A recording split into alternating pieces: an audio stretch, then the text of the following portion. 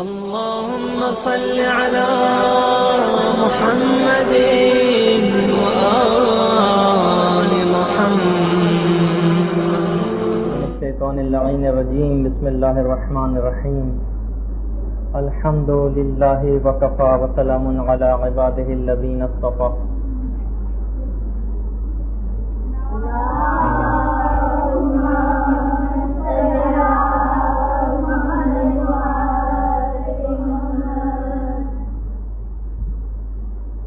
جیسا کہ آپ سب لوگوں کے علم میں ہے کہ ہماری گفتگو موضوع جبیرہ کے موضوع پر اختتام پذیر ہو گئی تھی. چند ایک ضمنی مسائل اس کے باقی تھے، لیکن اگر میں وہ ضمنی مسائل آج بیان کرنے جاؤں تو آج کی گفتگو ادھوری رہ جائے گی. ارادہ یہی ہے کہ کسی بھی طریقے سے آج کا موضوع آج ہی ختم کر دیا جائے. اگر آپ توجہ کے ساتھ گفتگو میری سنیں تو میں سلسلہ کلام کا آغاز کر دوں.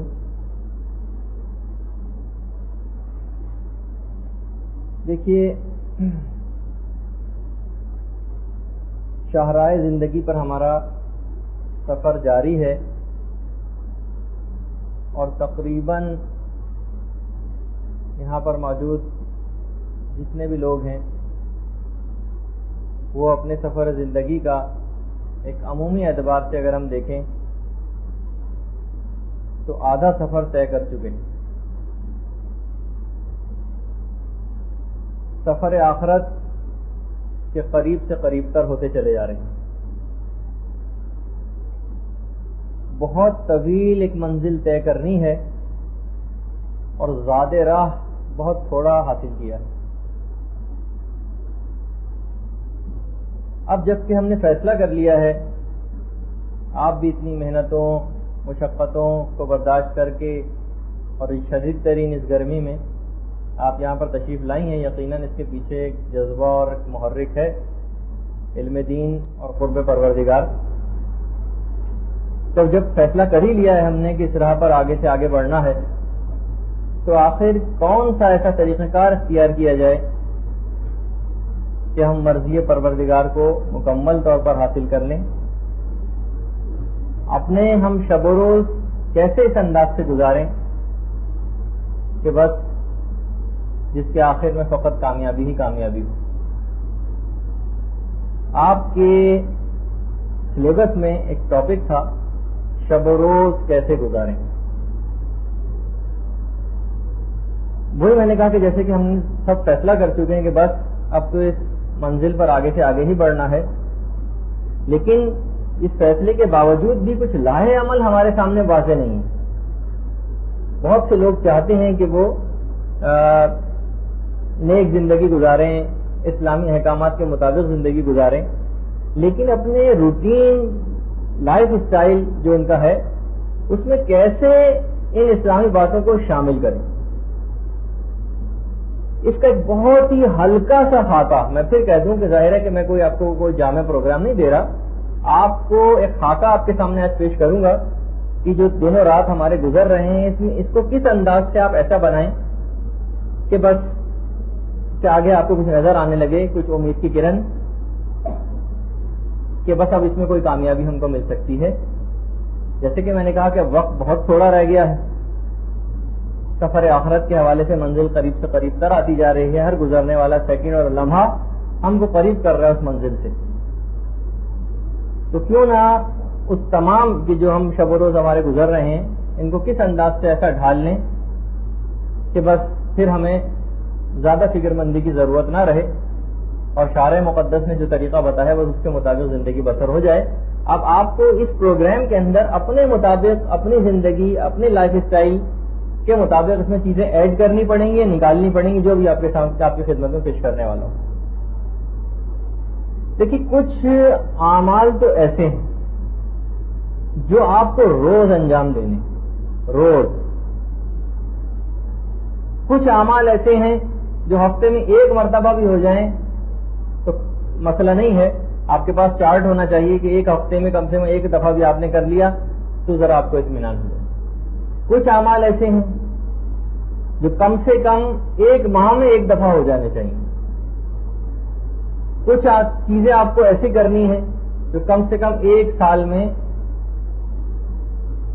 ایک دفعہ ہو جائیں، اور کچھ اعمال یقیناً ایسے بھی ہیں کہ جو پوری زندگی میں بھی ایک دفعہ ہو جائیں. جیسے کہ ایک دفعہ میں نے بہت پہلے ذکر کیا تھا کہ جتنے بھی ہمارے مستحبات ہیں ان سب کا ہماری روحانیت کے اندر کوئی نہ کوئی حصہ ہے. فار ایگزامپل اگر 10 لاکھ مستحبات ہیں بالفرض اور آپ نے 9,99,999 مستحبات پہ عمل کر لیا اور ایک رہ گیا عمل ہونے سے، تو آپ کی روحانیت کے اندر وہ ایک والی کمی پھر بھی باقی رہ جائے گی. تو بہرحال وہی ہے کہ آپ کو اپنے اس پروگرام کے اندر بہت سی چیزیں داخل کرنی ہیں جو ان میں سے آپ کے مزاج کے مطابق نہ ہو، آپ ان کو نکال بھی سکتی ہیں. تو سب سے پہلے ہم کچھ ایسی چیزوں کا میں آپ کو صرف یاد دہانی کے لیے تذکرہ کرتا جا رہا ہوں کہ جو آپ کو روز انجام دینی. اگر اپنی روحانیت کو آپ کو قوی کرنا ہے، زیادہ راہ کو زیادہ سے زیادہ حاصل کرنا ہے، سفر آخرت کی کچھ تیاری کرنی ہے، تو تیاری کے اندر سمجھیے کہ سب چیزیں شامل ہیں. جو روز آپ کو انجام دینی ہے اس کے اندر ایک چیز آپ سب سے پہلے شامل کریں. دیکھیے، مستحبات ہماری زندگی میں کافی زیادہ شامل ہیں. یہ مجالس، یہ ماتم، یہ مرثیے جس کی اور نوحے جس کی بھی تھوڑی دیر پہلے آواز آ رہی تھی، بڑے اہم ترین ثواب کے کاموں میں سے ایک چیز ہے. لیکن جو واجبات ہیں ان کی اپنی اہمیت اپنی جگہ برقرار ہے. ایسا ہی ہے کہ آپ مستحبات کو انجام دیتی چلی گئیں اور واجبات اپنی جگہ باقی رہے، قضا واجبات. تو بس وہ ہوگا کہ جو کہ جیل میں جو ایک گلاس دی جاتی ہے نا، بس وہ، لیکن جیل پھر بھی مقدر ہوتی ہے آدمی کا، اگرچہ وہاں مختلف سہولیات موجود رہتی. تو بہرحال انسان کام ایسا کیوں کرے؟ تو قضا واجبات کے اندر سب سے پہلی چیز، خاص طور پر خواتین کے اوپر نمازیں مردوں کی نسبت کچھ زیادہ واجب رہتی ہیں. بلوغ کی عمر کی مدت کم ہونے کی وجہ سے، مقصد یہ ہے کہ مرد سے پہلے عمر کے اعتبار سے جلد بالغ ہو جاتی ہیں، اور جو ابتدائی دور ہوتا ہے اس میں بہت زیادہ خواتین کی نمازیں رہ جاتی ہیں. تو قضا نمازوں کا آپ کوئی اپنا ایک کم سے کم کا شیڈیول بنائیے، اور روز آنا، چاہے آپ فجر کی پڑھیں، کوئی ایک نماز، ایک دن کی نماز، آدھے دن کی نماز، اس طریقے سے آپ اپنے شیڈیول میں شامل کیجیے. مستحبات بڑھتے چلے جائیں، واجبات اپنی جگہ ایز اٹ از برقرار رہیں. یہ اسلام اس کو نہ مانتا ہے اور نہ تسلیم کرتا ہے، نہ تقاضا کرتا ہے آپ سے. جب بھی اکثر لوگ پوچھتے ہیں کہ نماز شب جو 11 رکعت کی نماز ہے، اگر اس کی جگہ ہم اپنی قضا نمازیں پڑھ لیں تو علماء تمام مراجع کا فتویٰ ہے کہ جی ہاں، اس کا ثواب زیادہ ملے گا، ثواب بھی زیادہ، اور اب ایک قضا واجب بھی آپ کا اپنے سر سے اتر جائے گا. تو سب سے پہلے تو چیز، اچھا میں اس کے تفصیلات میں نہیں جا رہا، میں صرف پوائنٹ بتاتا آپ کو گزر رہا ہوں. قضا واجبات میں سے سب سے پہلے جو نماز ہے، کہ ضرور آپ کے روٹین ڈیلی جو آپ کی زندگی ہے اس میں چاہے ایک ہی قضا نماز کیوں نہ صحیح. اور جیسے کہ مہاراجا نے لکھا بھی ہے، اور خاص طور پر امام خمینی نے لکھا ہے کہ ایک دفعہ آپ نے سفر کا آغاز کر دیا، قضا واجبات اپنے اتارنے شروع کر دی، اور اس دوران خدا نخواستہ موت واقع ہو گئی، تو اب جو جتنی بھی قضا چیزیں آپ کی باقی رہ گئی ہیں وہ پروردگار عالم اپنے لطف و کرم سے معاف کر دے گا. لیکن اس پہ آ جانا ہے آپ کو. تو پہلی چیز تو ہو گئی یہ. دوسری چیز ہے جو آپ کو روز پڑھنی چاہیے، روز کرنا چاہیے، وہ ہے دعائے عافیت. جتنی مصیبتیں، تکالیفیں، پریشانیاں، بلائیں، آفتیں مومنین کے اوپر نازل ہوتی ہیں، مولا امیر المومنین کے ماننے والے ہونے کی بنا پر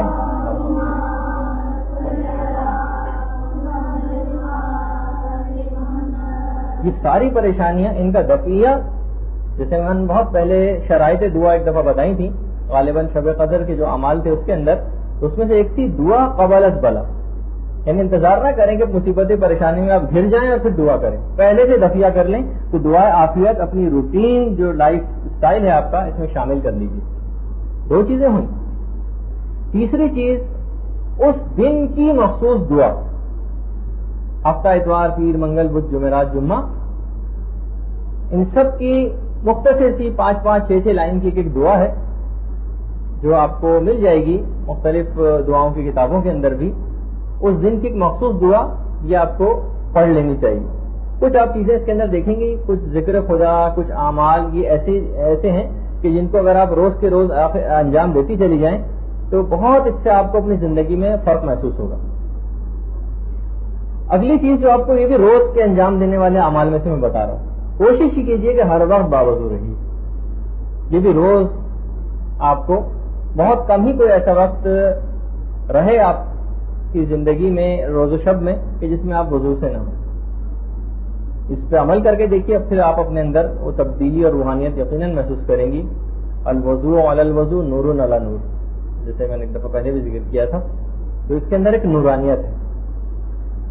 ایک اور چیز جو اس سے ہٹ کر وہ بھی روز انجام دینی, چاہے 5 منٹ 10 منٹ 15 منٹ, وہ ہے کچھ دیر تنہائی میں غور و فکر آخرت کہ میں کیا ہوں, کتنی میں نے زندگی ایسی برباد اور فضول ضائع کر دی ہے, مجھے کیا کیا چیزیں انجام دینی ہیں, سفر آخرت پہ مجھے کتنی طویل سفر طے کرنا ہے, میں زیادہ راہ کو کیسے اکٹھا کروں, کیا نیک عمل کروں. آدمی تھوڑی دیر تنہائی میں بیٹھ کر یہ غور و فکر کرے. آپ کر کے دیکھیے 5 منٹ 10 منٹ اپنی زندگی بالکل جس میں آپ تنہا ہوں. یہ مختلف چند ایک باتیں ہیں جو آپ پہلے بھی دروس میں سن چکی ہیں, لیکن یہ روز کو انجام دینے والے اعمال میں سے ایک. اچھا, پھر دیکھتے ہیں ہم اپنی عام زندگی میں کچھ فضولیات بھی بہت زیادہ اس کے اندر داخل ہو جاتی ہیں, فضول گفتگو اور یہ سب چیز جس سے روحانیت میں کمی واقع ہوتی رہتی ہے.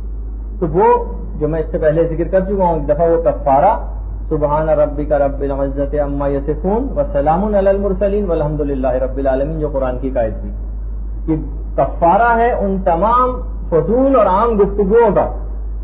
حرام گفتگو نہیں, حرام گفتگو کے لیے تو آپ کو توبہ کرنی پڑے گی, کسی غیبت کی ہے اور چغلی کھائی ہے کسی کی, اور دیگر زبان کے جو حرام کام ہے اس میں اگر زبان کو استعمال کیا تو الگ مسئلہ. بالکل عام اور مباح گفتگو جو ہوتی ہے, اس سے بھی یہ زیورات کے متعلق, کپڑوں کے متعلق اور فلاں چیز کے متعلق جو فضول اور عام گفتگو ہوتی ہے, اس سے بھی روحانیت میں کمی واقع ہوتی ہے. تو یہ عام گفتگو کفارہ بتایا گیا کہ اگر آپ نے یہ پڑھ لیا تو آپ کی جو روحانیت میں کمی واقع ہونی تھی وہ کمی فوراً اس آیت کو پڑھنے سے پوری ہو جائے گی. اس کا میں پہلے بھی ذکر کر چکا ہوں. صدقہ روز کی عام زندگی میں اس کو شامل کیجیے. باقاعدہ آپ کے پاس لسٹ ہونی چاہیے اور پھر روزانہ آپ اس کو ٹک کرتی جائیں کہ آپ نے جو روز اعمال انجام دینے والے اعمال جو تھے وہ انجام دیے یا نہ دیے.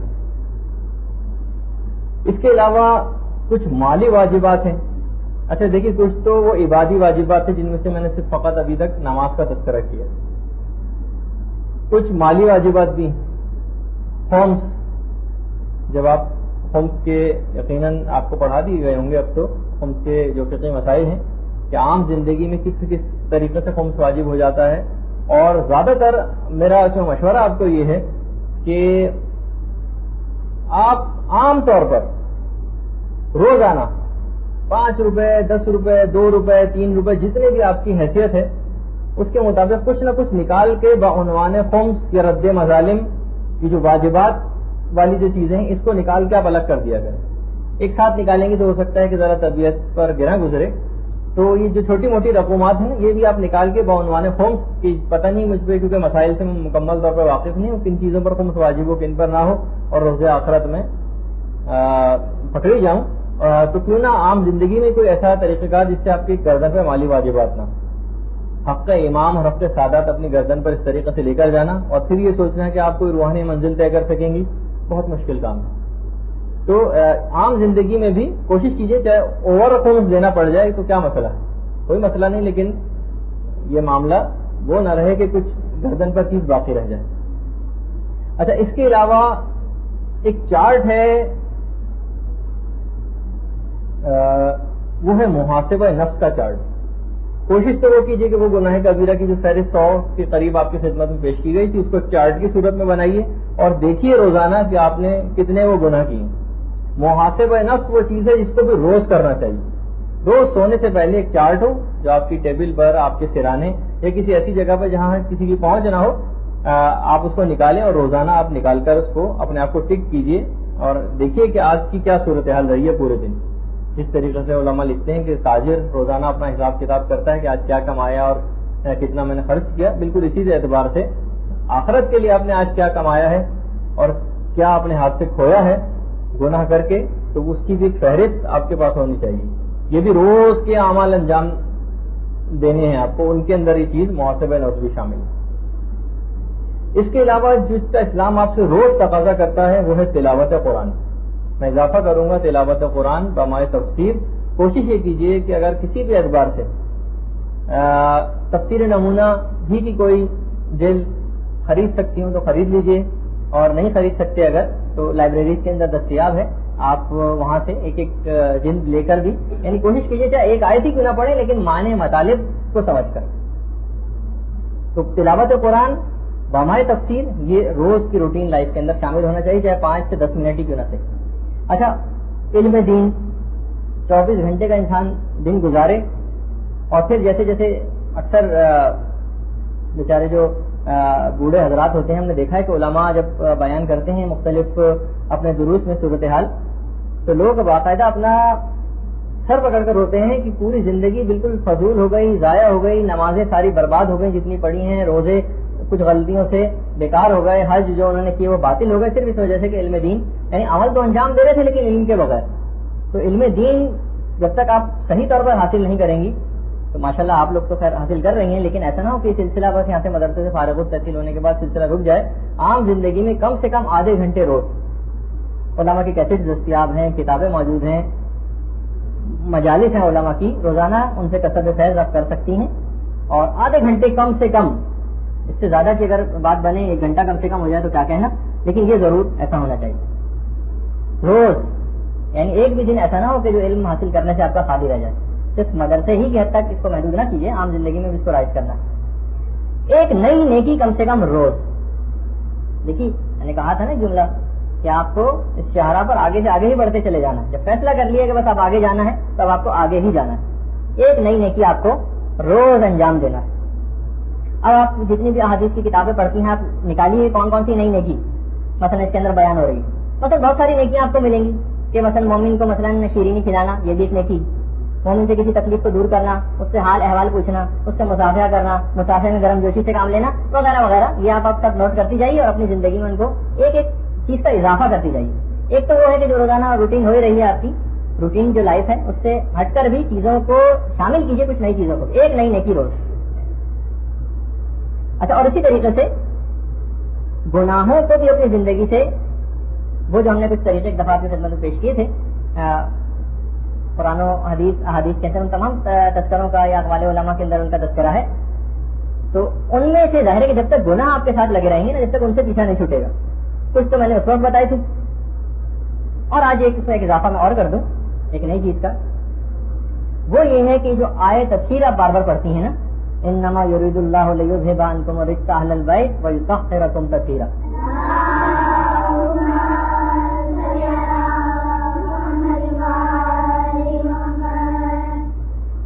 کہ جو پروردگار عالم نے اہل بیت کے لیے کہا ہے کہ خدا تم سے رجس کو دور کر دے گا، یعنی ہر بری بات، ہر گندگی، ہر برائی، اس سے پروردگار عالم نے اہل بیت کو دور رکھا. علماء کا کہنا یہ ہے کہ اگر اس آیت تطہیر کو آپ اپنے لیے پڑھتی رہیں بار بار تو ایک وقت ایسا آئے گا کہ آپ بھی تمام برائیوں سے الگ ہو جائیں گے. یہ اپنی زندگی میں صرف یہ آیت تطہیر، یہ بار بار اس نیت سے کہ میں گناہوں سے دور ہوتی چلی جاؤں، اس کو اپنی زندگی میں رائج کرنے کی کوشش کیجیے. اچھا دیکھیے، مسئلہ ایک گناہوں کے اندر یہ ہوتا ہے، اور آپ نے بھی اس کا کیا ہوگا مشاہدہ اپنی زندگی میں، کہ عزم آپ نے اکثر کیا ہوگا کہ اب میں گناہ نہیں کروں گی، لیکن پھر گناہ ہو جاتے ہیں. یہ جو عزم ہونے کے بعد یہ جو مصمم نہیں ہو پاتا ہے، یا کامل ارادہ ہم نے کر لیا اور دیکھتے ہیں کہ پھر 1-2 روز کے اندر پھر وہی گناہ ہم سے ہو گیا. اس کی ایک بہت اہم وجہ ہے جو امام خمینی نے اپنے استاد کے ریفرنس سے بیان کی. امام خمینی نے اہل حدیث غالباً پہلی ہی حدیث کے اندر جو اس کی ایک حدیث کی شرح لکھی ہے، اس میں اپنے ایک استاد کے ریفرنس سے بیان کیا ہے کہ میرے استاد کہا کرتے تھے، عرفانیات کے استاد، کہ سب سے زیادہ چیز جو انسانی عزم کو ناکارہ کر دیتی ہے، لیکن کسی بات کا وہ ارادہ کرتا ہے اور ارادہ ٹوٹ جاتا ہے، سب سے زیادہ انسانی ارادے کو کمزور کرنے والی چیز کوئی بھی گانے اور موسیقی سے بڑھ کر نہیں ہے. تو جب تک یہ آپ کے گھروں کے ٹی ویوں سے یہ صدائیں بلند ہوتی رہیں گی، چاہے آپ کا ان کو سننے کا براہ راست ارادہ نہ بھی ہو، لیکن ایک مسلسل ٹی وی کھلا ہوا ہے، اس میں سے گانے بجانے کی اس طریقے سے آوازیں نکل رہی ہیں، تو جب تک کہ آپ کی سماعتوں سے ٹکراتی رہیں گی یہ ارادے کو کمزور کرتی جائیں گی. جیسے ایسے ہی ہے کہ چاہے آپ کا ارادہ نہ ہو، لیکن آپ منی بس میں اگر سفر کر رہی ہیں بیٹھ کے اور کچھ اس قسم میں گانے بجائے جا رہے ہیں، تو جیسے کہ میں نے پہلے ایک دفعہ ذکر کیا تھا کہ آثار تکلیفی تو نہیں ہوتے، البتہ آثار وضعی ہوں گے، یعنی گناہوں یہ جو گانا سننے کے جو دنیاوی نقصانات ہیں یہ برداشت کرنے پڑیں گے. تو انسانی ارادہ جو سب سے زیادہ کمزور ہو جاتا ہے جس چیز سے، وہ یہی گانے اور موسیقی. تو جو گناہ ہم سے بار بار ہو جاتی ہیں، عزم مسمم ہم سے نہیں ہو پاتا ہے، اس کی بہت بڑی وجہ یہ ہے. کوشش کیجیے کہ گھروں میں کسی طریقے سے اس چیز کو نکالنے کی اور کم کرنے کی کوشش کریں. اچھا، یہ تو میں نے جو روزانہ کے انجام دینے والی چیزیں ہیں ان میں سے میں نے چند ایک کا تذکرہ کیا. اچھا، کچھ چیزیں ایسی بھی ہیں جو ہفتے میں 1-2 مرتبہ ہو جانی چاہیے. مثلا ان میں سے ایک چیز ہے قضا روزے، اور اگر کسی پر قضا روزے نہیں ہے تو سبحان اللہ، بہت ہی بہتر بات ہے، تو وہ مستحبی روزہ رکھے. اور ان 2 دن، وہ 2 دن جو جس کا اسلام بھی تقاضا کرتا ہے وہ ہے پیر اور جمعرات. پیر اور جمعرات کے دن کوشش یہ کریں کہ ہفتے میں 2 دن تو روزے سے رہیں. قضا روزے باقی ہیں تو وہ جو قضا واجبات اتارنے کی جو اسکیم ہے اس کے مطابق آپ روزانہ ہفتے میں کم سے کم 2 دن تو آپ روزہ رکھیں، ورنہ ہفتے میں 1 دن ہی صحیح. اچھا، کچھ اعمال ایسے ہیں، اچھا اس میں آپ ایڈ کرتی جائیں گے اپنے مطابق چیزیں. میں نے تو ایک اشارہ کر دیا کہ کم سے کم جیسے روزہ ایک ایسی چیز ہے کہ جو آپ روزانہ نہیں رکھ سکتی، روزانہ کے انجام دینے والے اعمال میں اس کو لکھوانا ہی نہیں جا سکتا. ہفتے میں کم سے کم 1 یا 2 روز. کچھ اعمال ایسے ہیں جو مہینے میں کم سے کم 1 دفعہ ہو جانے چاہیے. اچھا، ایک تو ہر مہینے کے شروع ہونے کے لیے ایک دعا، وہ بھی آپ کو دعاؤں کی کتابوں میں مل جائے گی کہ جناب محرم کا آغاز ہو رہا ہے تو 1 تاریخ کی دعا، یا سفر کا آغاز ہو رہا ہے یا ربیع الاول کا آغاز ہو رہا ہے تو ایک تو ہر مہینے کی ایک دعا ہے مخصوص، اس کو بھی پڑھیں. اچھا، کچھ کوشش یہ کریں مہینے میں 1 مرتبہ ہی صحیح کسی مسجد میں، امام بارگاہ میں یا کسی مدرسے میں بھی اپنی حسب توفیق کچھ نہ کچھ آپ ضرور انفاق کریں اپنے مال سے. 50 روپے صحیح، 100 روپے صحیح، تاکہ کچھ ثواب جاریہ جو مستقل آپ کا بینک اکاؤنٹ جو کھلا رہے گا اور آپ کو ہمیشہ فائدہ پہنچائے گا، وہ والا سلسلہ آپ جاری رکھیے. اپنے مطابق جتنا بھی آپ کی حیثیت ہو اس کے مطابق آپ دیکھ لیجیے اس کو، لیکن کم سے کم مہینے میں 1 مرتبہ تو یہ ہو جانا چاہیے. اچھا، بہت سے عمل ایسے ہیں جو سال میں 1 مرتبہ ہو جانے چاہیے.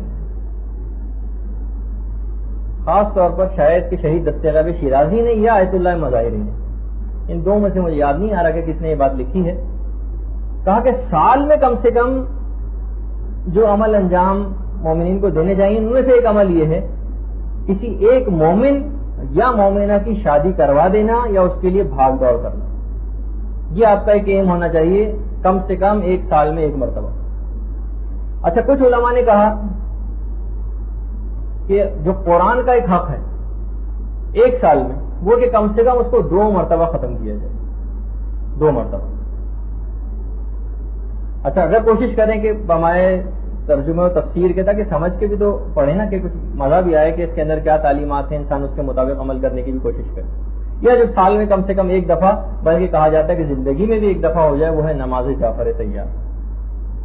بہت سے لوگ تو ایسے مومنین ہیں جو روز بھی اس کو پڑھتے ہیں، لیکن بہرحال اب آپ خود ہی چارٹ بنائیے کون سی کس طرف آپ کی طبیعت زیادہ راغب ہوتی ہے، کیونکہ طبیعتیں اس سلسلے میں مختلف ہیں اور پروردگار عالم کی طرف پہنچنے کے ہزاروں، لاکھوں، کروڑوں، اربوں رستے ہیں. ضروری نہیں کہ سارے کے سارے لوگ ایک ہی رستے سے پروردگار کی طرف جائیں، مختلف طریقے ہیں. کسی نے مثلا علم دین کو پکڑ لیا، اس کے ذریعے بھی خدا تک پہنچ سکتا ہے. کچھ نے خدمت خلق کو لیا، کچھ نے رفاع عام کے کام لیے، کسی نے کوئی کام لیا، کسی نے کوئی کام لیا، کچھ نے دعاؤں اور ذکر ہی کو پکڑ لیا. تو بہرحال مختلف طریقے ہیں پروردگار عالم تک پہنچنے کے، لیکن کوشش کریں کہ سب کا احاطہ کر لیں تو کسی نہ کسی راستہ تو آپ کو ایسا ملے گا جس سے پروردگار عالم تک پہنچا جا سکے. اچھا، کچھ تو یہ تو ہے میں نے چیزیں ایسی بتائیں کہ جو روز آپ کو انجام دینی چاہیے، کچھ ہفتے وار، کچھ مہینے وار، کچھ ایک سال میں، کچھ زندگی میں بھی ایک مرتبہ۔ اچھا، کچھ اہم اقدامات آپ کو گھر میں بھی کر لینے چاہیے۔ ان میں سے ایک چیز یہ ہے کہ کوشش کریں، یہ جو آپ کو یہاں سے بھی کتابیں ملتی ہیں، آپ کی پہلے سے بھی کچھ کتابیں اپنے پاس ہوں گی مطالعے کے لیے، ان کتابوں کو آپ ایسا گھر کے اندر ڈسٹریبیوٹ کریں کہ تقریباً ہر جگہ نظر آئیں، گھر میں رہنے والے افراد کی پہنچ بھی ان تک رہے، اور کوئی مہمان بھی آنے والا ہے تو ان تک اس کی بھی پہنچ ہو سکے۔ ڈرائنگ روم میں، بیڈ روم میں، سرہانے، جس جگہ اخبار رکھے جاتے ہیں وہاں ہر جگہ ہی ہونی چاہیے، کہ یہ جو بے رغبتی کتابوں سے اس حد تک بڑھ گئی ہے، اور لوگ بالکل بھی اس طرف راغب نہیں رہے مطالعے کی، بلکہ دینی کتابوں کے متعلق اب یہ ہوتا جا رہا ہے کہ اس میں لینگویج بڑی مشکل ہوتی ہے جو ان کو سمجھ نہیں آتی، تو وہ سمجھنے کی وجہ، نہ سمجھنے کی وجہ یہ بھی ہے کہ اس کا مطالعے کا شوق ہی نہیں رہا۔ بہت سے چیزیں ایسی ہیں جو ابھی تک ہم پڑھتے ہیں لیکن بہت سے الفاظ ہمارے لیے نئے ہوتے ہیں، لیکن بار بار کثرت مطالعہ کے باعث وہ زبان کی مشکل آسان ہوتی چلی جاتی ہے۔ تو اسی وجہ سے ہمیشہ کتاب کو بند کر کے رکھ دینا کہ بہت مشکل ہے، تو یہ بڑی خراب بات ہے۔ کوشش کریں کہ لوگوں میں پڑھنے کا شوق دوبارہ بیدار ہو سکے۔ اچھا، ایک اور چیز جو علماء نے خاص طور پر کہی ہے کہ گھر میں، تاکہ جو بچے ہیں اور دیگر لوگ ہیں ان کو اس بات کا احساس دلانے کے لیے، ائمہ معصومین کے جو ایام ولادت ہے اس میں کم سے کم ایک شیرینی، مٹھائی یا کوئی ایسی چیز کہ جس سے پتہ چلے کہ ہاں آج امام کی ولادت کا روز ہے، یا خوشی کسی کیفیت ہو گھر کے اندر، بچوں کو پتہ چلے کہ ہاں کوئی آج خصوصی دن ہے۔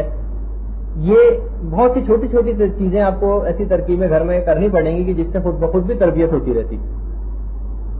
تو ایک تو چیز یہ ہے۔ دوسرا ایک اور چیز جس کا آپ کو خیال رکھنا ہے، جو سفر آخرت کی تیاری کے لیے انتہائی اہم ہے، وہ ہے وصیت نامے کی تیاری۔ آپ کے کورس سلیبس میں ایک چیز شامل تھی، اب پتہ نہیں کہ وہ کور ہوئی یا نہیں ہوئی، اگر ہو پائی تو شاید اب اتنا وقت کم رہ گیا ہے کہ شاید وہ نہ ہو سکے، تو کسی اگلے کورس میں اس کو شامل کرنے کی کوشش کریں گے۔ وہ ہے وصیت نامہ کیسے لکھا جائے۔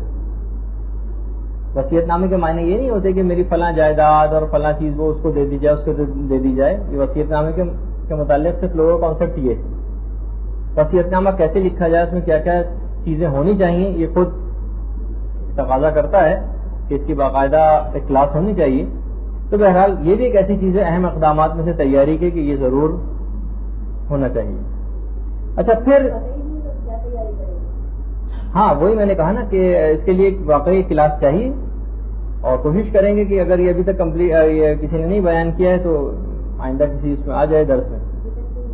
جی اچھا، اب میں نے کچھ ایک عمومی قسم کی تھوڑی بہت گفتگو کی ہے۔ اب دیکھیے، صبح کا جو آغاز ہوتا ہے، یعنی اب ایک دن، مثال کے طور پر کل سے آپ کو یہ سوچنا ہے کہ میں کیسا پورا دن ایسے گزاروں کہ جو مرضی پروردگار کے مطابق ہو جائے۔ تو ظاہر ہے کہ جس وقت انسان کی صبح کو آنکھ کھلتی ہے، یعنی جب وہ انسان نیند سے بیدار ہوتا ہے، اس وقت سے اس کا دن شروع ہو جاتا ہے۔ اب میں ایک آپ کے سامنے خاکہ پیش کروں گا کہ بس آنکھ آپ کی کھل گئی صبح، اب کیا ایسی چیزیں آپ کرتی چلی جائیے، اور بالکل جب انسان کی صبح آنکھ کھلی اور اس کے بعد رات کو سوتے وقت جب آنکھ بند ہوگی اس پورے دن میں، تو اب ہم مثال کے طور پر آغاز کرتے ہیں کہ جو صبح ہو گئی اور آپ کی آنکھ کھل گئی۔ اچھا دیکھیے، کچھ تو اس کے اندر بہت ہی چھوٹی دعائیں کہ انسان کی جیسے ہی آنکھ کھلے آپ عادت بنا لیں کہ ایک دعا آپ کی زبان پر ہو، اور وہ ہدیت الشیعہ جو آپ کو غالباً مل بھی چکی ہے کتاب، ہاں ٹھیک ہے، وہ پھر آپ کو لائبریری مل جائے گی۔ اگر پرانی والی ہدیت الشیعہ ہے تو اس کا تو صفحہ 475 ہے جس کے اوپر یہ دعا لکھی ہوئی ہے، اور اگر نئی ہدیت الشیعہ بھی تو آخری کے 10 سے 12 ورقوں کے اندر آپ اس کو دیکھ لیجئے، آپ کو وہ دعا آدھی لائن کی، ایک لائن کی، لا الہ الا اللہ سے وہ دعا شروع ہوتی، لا الہ الا اللہ الحلیم الکریم، اس سے وہ دعا شروع ہوتی ہے۔ بس وہ جیسے ہی آپ کی آنکھ کھلے آغاز ہی اس دعا سے آپ کر لیجیے، بس انشاءاللہ پھر آپ دیکھیں گے پورا دن کیسا برکت سے آپ کا گزرے گا۔ اچھا، اس کے اندر تو تھوڑی سی تفصیل اور بھی زیادہ ہے کہ جس وقت آپ کی آنکھ کھولے تو آپ یہ دعا پڑھتی اٹھیں، اور جس وقت آپ اٹھ کر بیٹھیں تو پھر فلاں دعا پڑھیں، ٹھیک ہے۔ تو بہرحال اس میں ایک حسبی الربو سے بھی ایک دعا شروع ہوتی ہے. حسبی الربو من المربوبین والی نہیں، وہ جو آپ اکثر تعقیبات اس کے اندر پڑھتی ہیں. حسبی الربو سے ایک اور دعا شروع ہوتی ہے، وہ جو نیند کے بعد اٹھتا ہے جب انسان. اچھا پھر ظاہر ہے کہ جب صبح کا آغاز ہو گیا تو کوشش کیجئے کہ اس دن کی ایک جو مخصوص دعا ہے، ہفتہ اتوار پیر جیسے میں نے کہا، اس دن سے اس کا آغاز کر دیجیے. اچھا اس میں ظاہر ہے کہ اگر آپ ذرا وہ تو پھر بھی شاید 8-10 لائن کی دعا ہو جو اس دن کی ہے، اور ضرور نہیں کہ ایک دم آنکھ کھلتے ہی پڑھیں آپ جب نماز ہو. اچھا پھر دن کا آغاز صدقے سے کریں. صدقے کی اگر حاکم شرع کی اجازت یافتہ صندوقچی موجود ہے، کسی غریب سے اجازت لی ہوئی ہے یا کسی کو قرضہ دیا ہوا ہے، تو اس میں سے وہ جو میں مسائل بتا چکا ہوں صدقے کے، اس میں سے آپ کچھ نہ کچھ نکال دیجیے. دن کا آغاز صدقے سے کریں، بس اس کے بعد دن میں جتنی مصیبتیں، تکلیفیں، پریشانیاں، آلام، مصائب جو آنے تھے وہ سب انشاءاللہ ٹل جائیں گے، اور آغاز ہی آپ نے اس حکم اسلامی سے کیا. اچھا پھر اس صدقہ جو آپ دیں گی اس میں تمام نیتیں آپ شامل کر سکتی ہیں، کیونکہ دیکھیے صدقہ ایک ہی عمل ہے جو کیا جائے گا، لیکن نیتیں کتنی آپ اپنے لیے، اپنے رشتہ داروں کے لیے، اپنی اولاد کے لیے، اپنے والدین کے لیے، اپنے دوست احباب کے لیے، امام زمانہ کے لیے، اپنے گناہوں سے بچنے کے لیے، ساری نیتیں آپ اس صدقے کے اندر کر سکتی ہیں. سارے فائدے آپ کو صرف ایک ہی اس چونی ڈالنے سے حاصل ہو جائیں گے، جو کہ آپ جتنی بھی اپنی حیثیت کے مطابق آپ کو صدقہ نکال لیں گے. اچھا پھر ایک اور وہ جو مولا کائنات سے مروی ایک حدیث میں نے آپ کی خدمت میں پیش کی تھی کہ جو شخص بھی روزانہ صبح کے وقت سورہ توحید اور سورہ انا انزلناہ کی تلاوت کرے گا، وعلیکم السلام، سورہ توحید اور انا انزلناہ کی تلاوت کرے گا تو شیطان اس روز خواہ کتنا ہی زور کیوں نہ لگائے اس سے کوئی گناہ نہ کروا سکے گا. تو یہ بھی روزانہ کے صبح کے اعمال کے اندر یہ چیز شامل ہے. اچھا پھر اس کے بعد نماز فجر جو اہم ترین فریضہ ہے وہ آپ کو انجام دینا ہے، اور نماز فجر کی تعقیبات میں خاص طور پر تسبیح جناب فاطمۃ الزہرا کو فراموش نہ کیجیے گا. اور فراموش کوئی کرتا بھی نہیں ہے مومن، لیکن ایک خاص چیز جو ہمارے استاد محترم نے بالکل بلکہ اب سے کچھ دن پہلے ہی اپنی مولانا صادق حسن صاحب قبلہ نے کہ ابھی جتنی بھی ٹارگٹ کلنگز کراچی کے اندر ہوئی ہیں ان میں صاحبان پرفیکٹ کلرز نے ان کو آ کر ہٹ کیا تھا اور ان کے بچنے کا کوئی امکان نہیں تھا، لیکن پھر بھی وہ لوگ بچ گئے. تو جب ان سے باقاعدہ پوچھا گیا، ذاتی تحقیق کی گئی، تو تقریباً سب نے ایک ہی جواب دیا کہ وہ اپنی حفاظت کے غرض سے تسبیح جناب فاطمۃ الزہرا سلام اللہ علیہ کو پڑھا کرتے ہیں.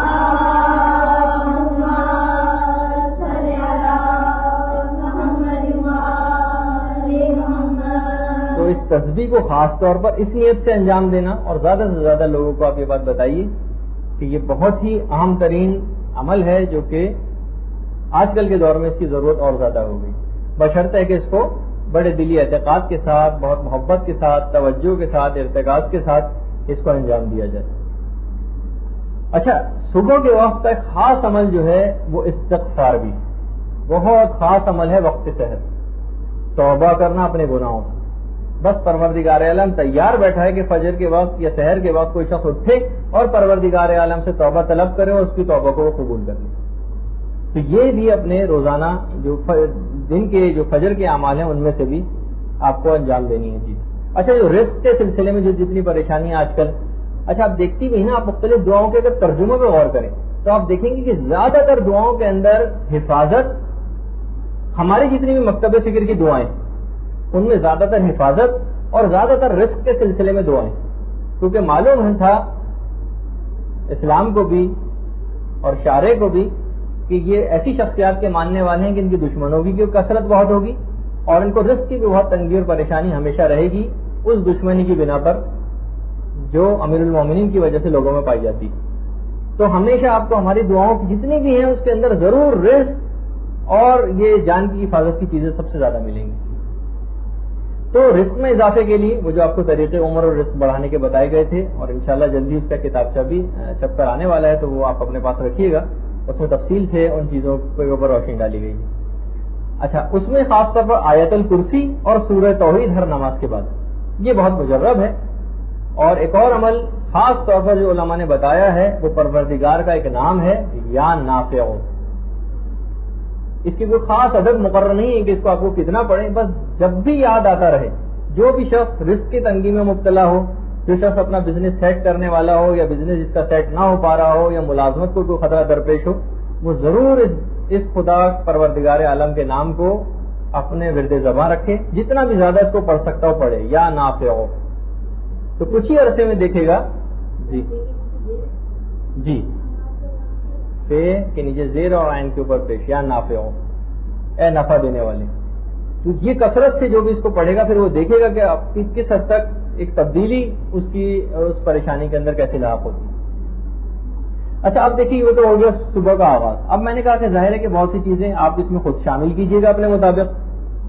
بہت سی چیزیں ہو سکتا ہے کہ جو بہت سے لوگ دعائیں پڑھنے کے اتنے شوقین نہیں ہوتے تو وہ نہ بھی پڑھیں اس کو، لیکن اس میں سے کوشش کیجئے کہ یہ عام زندگی میں چلتے پھرتے بھی ہو جائے نا. ضروری نہیں کہ آپ ہر چیز ایک مسلح کے اوپر بیٹھی کر انجام دیں.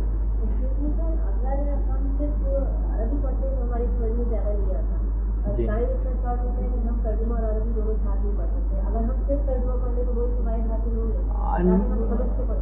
نہیں، فائدے تو آپ کو یقیناً ترجمے کے سارے حاصل ہو جائیں گے، لیکن جو خود زبان عرب کے اندر جو پڑھنے کا ایک ثواب ہے وہ بالکل ایک الگ. جس طریقے سے قرآن کی جو آیتیں یا سورے آپ کو زبانی یاد ہیں ان کا اپنی جگہ ثواب ہے، لیکن دیکھ کر پڑھنے کا ثواب اور زیادہ ہے. تو وہ بہرحال اتنا حصہ ضرور کم ہو جائے گا اگر آپ نے وہ عربی نہ پڑھی. لیکن عربی بھی پڑھیں، کوئی اتنا ضروری نہیں کہ آپ بہت زیادہ پڑھیں، مختصر صحیح قلیل عمل ہے لیکن ذرا کانکریٹ بنیادوں کے اوپر اگر وہ ہو اور عمل کی نیت سے پڑھا جائے اور سوچ سمجھ کے ہو تو وہ زیادہ ثواب دلوائے گا.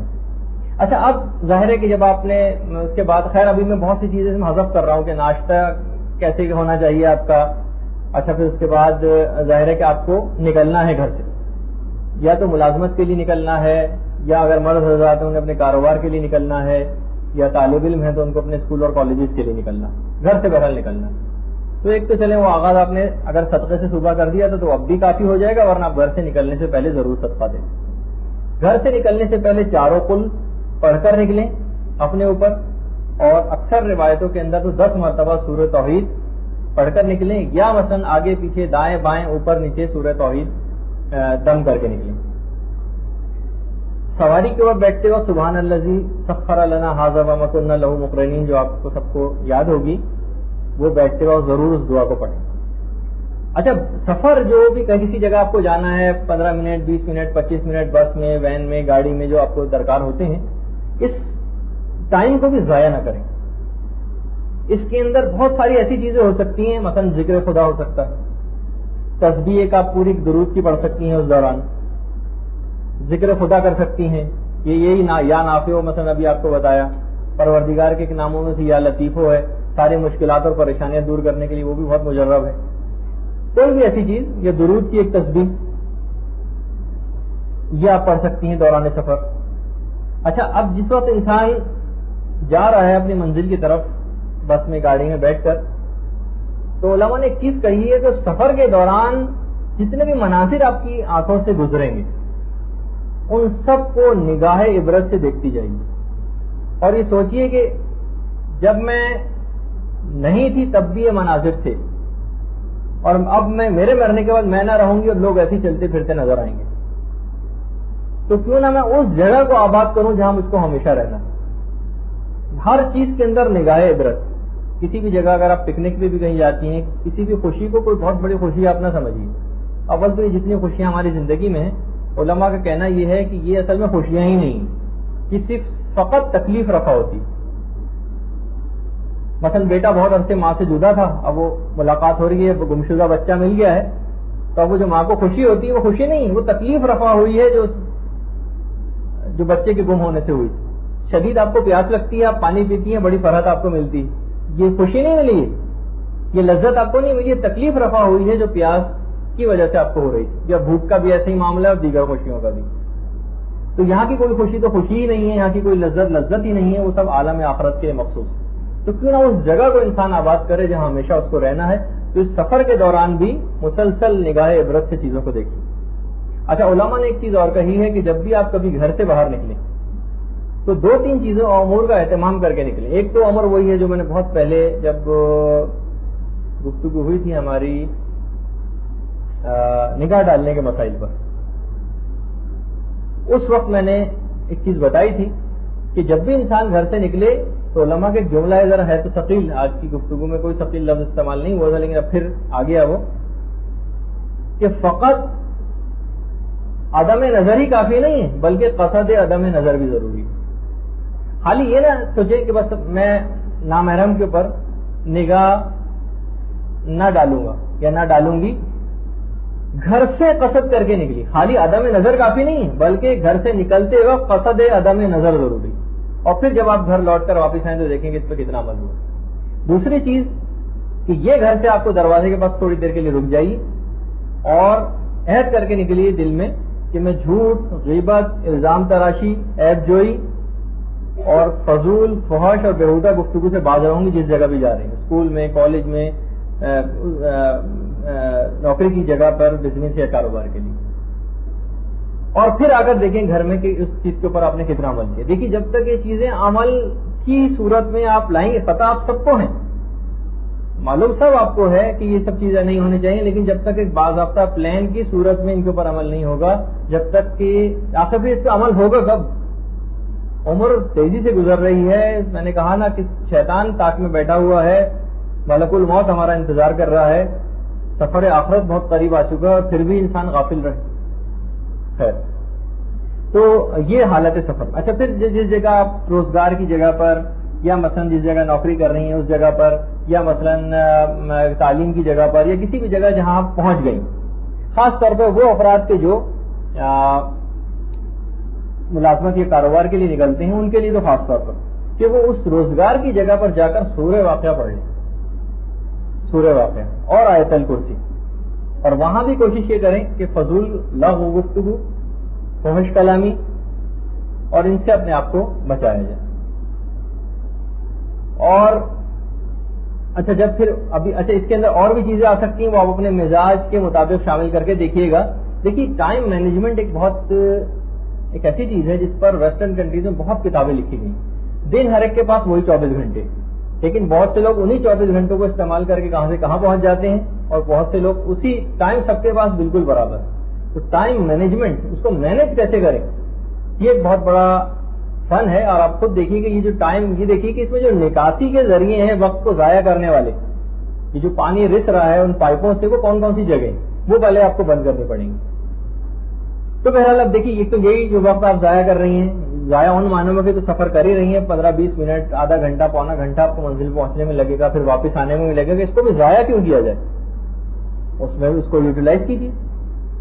اچھا جس وقت واپس آپ گھر پہنچ جائیں تو دروازے پر سورہ قل هو اللہ احد پڑھتی ہوئی داخل، یہ رزق کی چابیوں میں سے ایک چابی، سورہ توحید گھر کے دروازے پر پہنچ کر پڑھتے ہوئے گھر میں داخل ہونا، اور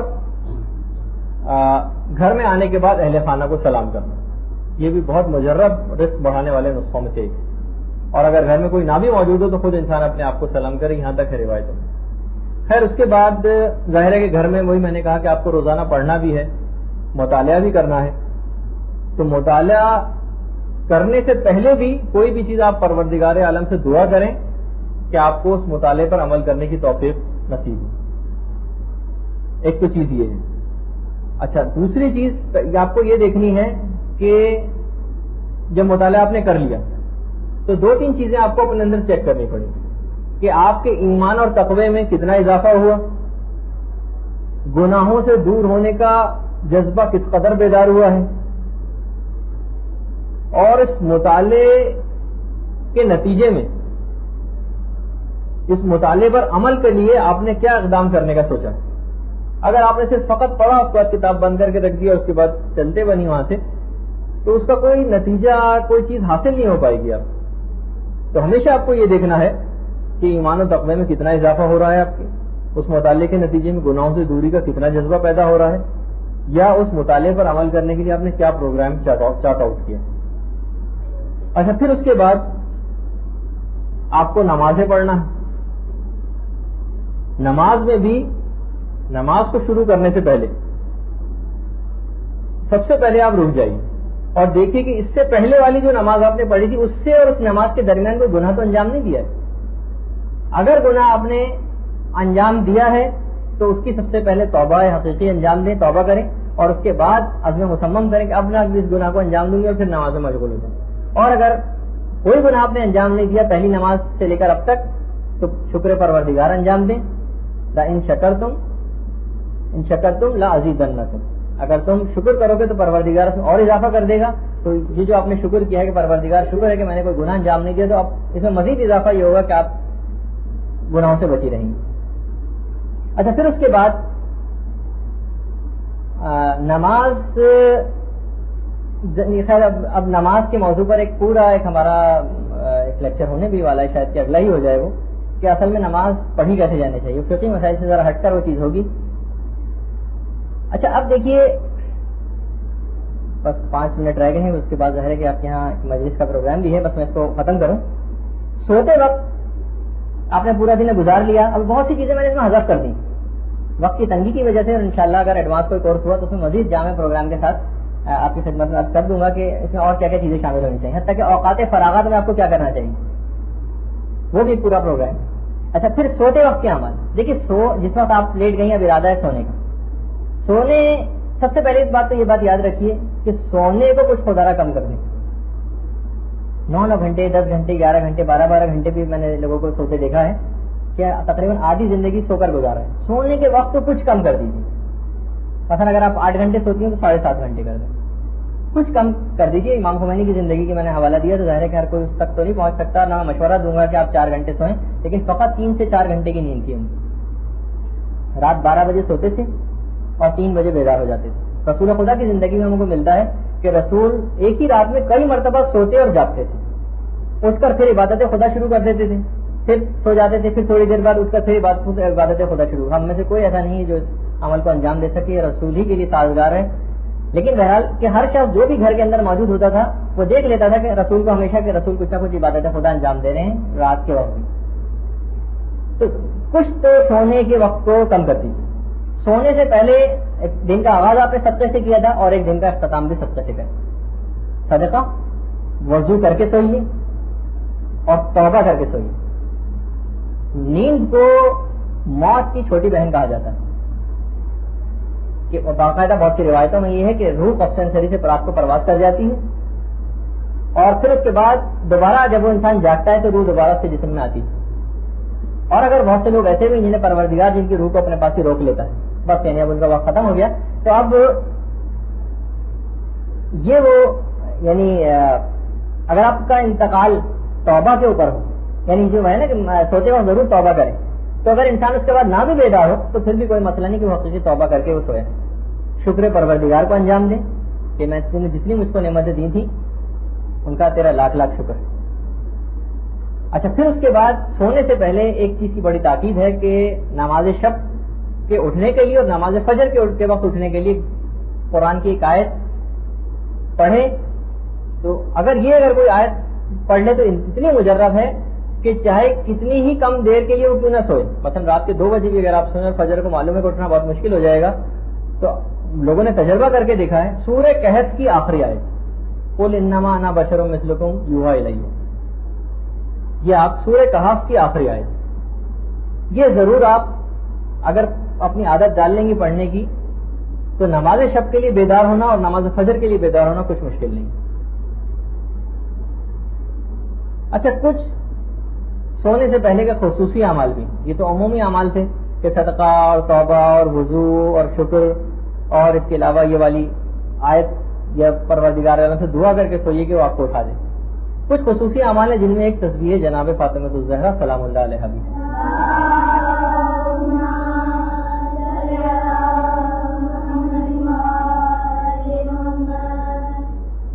3 مرتبہ سورہ قل هو اللہ احد پڑھ کر سونا پورے قرآن کی تلاوت کا ثواب دلوا دیتا ہے، اور الحمد کو تو فقط 1 مرتبہ پڑھنے سے بھی پورے قرآن کی تلاوت کا ثواب ملتا ہے سونے سے پہلے. اور سورہ ایک ہے الہاکم التکاثر، یہ روایات میں ملتا ہے اگر کوئی شخص یہ سورہ پڑھ کر سوئے اور سونے کے دوران ہی کوئی بھی ایسی آفت ناگہانی ہے کہ اس کا انتقال ہو جائے تو اب عذاب قبر اس سے ساقط ہو جاتا ہے. تسبیحات 4 سبحان اللہ والحمد للہ ولا الہ الا اللہ واللہ اکبر یہ سونے سے پہلے کے خصوصی اعمال میں سے ایک ہے۔ اور اس کے علاوہ اپنے اور تمام مومن و مومنات کے لیے مغفرت کی دعا، ایک تو وہی استغفر اللہ ربی واتوب الیہ، یا مثلا ربنا اغفر لی بھی آپ پڑھ سکتی ہیں، اور بلکہ اگر اردو میں بھی آپ یہ دعا پڑھ لیں کہ پروردگار مجھ کو اور تمام مومن و مومنات کو بخش دے۔ اور یہ بھی خصوصی اعمال میں سے ایک ہے کہ اگر، بلکہ روایت میں یہاں تک ہے کہ وہ انبیاء اور انہی افراد کے ساتھ مشہور کیا جائے گا کہ درود بر محمد و آل محمد، اور تمام انبیاء اور مرسلین پر درود پڑھ کر سوئے۔ اللہم صلی علی محمد و آل محمد وصلی علی جمیع الانبیاء والمرسلین والشہداء والصدیقین وجمیع عباد اللہ الصالحین۔ یہ اگر کوئی شخص، بس یہ رات کے خصوصی اعمال میں سے ایک ہے۔ اب دیکھیے پورے دن آپ جب اس انداز کا گزاریں گے، اچھا اس میں ابھی میں نے بہت سی چیزیں شامل نہیں کی، وہ آپ کو ڈیلی پروگرام میں شامل کرنا پڑیں گی۔ دن کے آغاز میں نے ایک چیز فراموش کی ہے، اور خواتین بھی اس سے مستثنا نہیں ہیں۔ دیکھیے بیمار شخص جو ہوتا ہے وہ یہ چیزیں، اس کو پھر رغبت بھی نہیں ہوتی کہ وہ دعائیں پڑھے، تلاوت قرآن حتیٰ کہ واجبات تک اس سے چھوٹ جاتے ہیں۔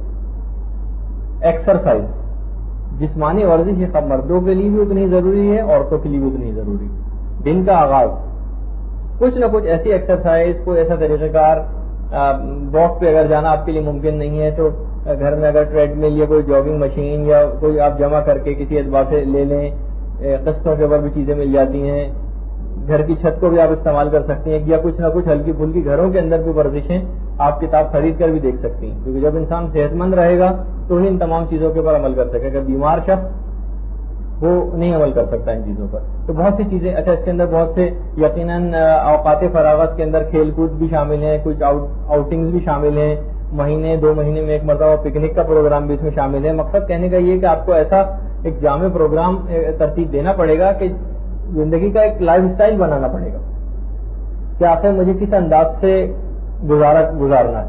ابھی مثلا اسکولوں کی چھٹیاں ہو رہی ہیں 1.5-2 مہینے کی بچوں کی، ان کے لیے کیا تربیت کے حوالے سے کیا پروگرام ہونا چاہیے۔ آپ میں سے جو شادی شدہ ہیں اور بچوں والیاں ہیں ان کے لیے اپنا بچوں کی تعلیم و تربیت کے لیے، جو غیر شادی شدہ ہیں ان کے اپنے چھوٹے بہن بھائی ہیں ان کے لیے، اگر ان کے بہن بھائی کسی کے نہیں اتنے چھوٹے تو اور خاندان کے اور لوگ ہوتے ہیں 2 3 4 5 بچوں، یعنی کسی بھی اعتبار سے بچوں کی تربیت کے الگ اس میں پروگرام ہونا چاہیے۔ تو ابھی میں نے کہا نا، میں نے آپ کے سامنے صرف ایک معمولی سے خاکہ پیش کیا، ابھی سمجھیں کہ یہ 1% بھی نہیں ہے کہ اس ٹائم کو آپ کو مینج کیسے کرنا ہے، حتیٰ کہ اپنی ان عبادتوں کے ثواب کو بڑھاتے کیسے چلے جانا ہے۔ جیسے اکثر تاجر حضرات سوچ رہے ہوتے ہیں کہ میں اس جگہ پیسہ رکھواؤں گا تو مجھے کتنا پروفٹ ملے گا، اور اس وہ والا سرٹیفکیٹ خرید لوں گا تو کیا ملے گا، اور اگر اس کے بجائے میں فلاں جگہ پہ انویسٹ کروں یا فلاں جگہ پہ کاروبار کروں تو کتنا ملے گا۔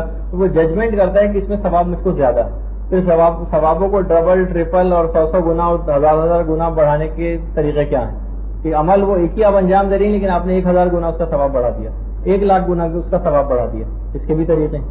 تو بہرحال اس میں کچھ ایک تذکرہ کہ سفر آخرت کی تیاری کیسے کرنا ہے، شب و روز کیسے گزارنے ہیں، اس کا ایک خاکہ سا بہت ہی معمولی میں نے آپ کی خدمت میں پیش کیا۔ اس میں بہت سی چیزیں بھی شامل ہو سکتی ہیں۔ تو آج کی حد تک ہماری گفتگو اختتام پذیر ہوئی۔ السلام علیکم ورحمۃ